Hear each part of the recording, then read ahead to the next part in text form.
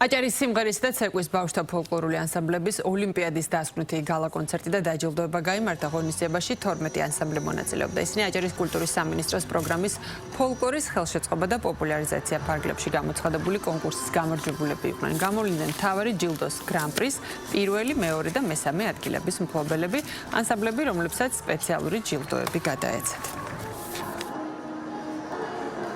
ახლა მიმდინარეობდა მე-12 სეზონი და მე-10 სეზონის მონაწილე ვარ და ჟიურის თავმჯდომარე.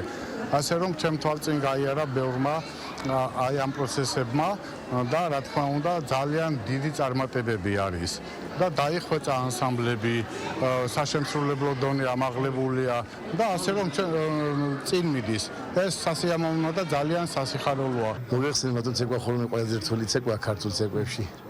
და მათაც ბავშვმა ეს კარგად გაითვალისწინეს და დამედგენ გვერდით და მე მინდა მართლა უკვე ეს პროექტი მე-12 წელია ტარდება და ჩვენი მე-6 გრან-პრი არის. ეს იყო ჩემს დიდი სიხარული. მე მინდა ყველა ბავშვს დიდი მადლობა. მშობლებს, განსაკუთრებით ჩვენი სკოლის დირექციას.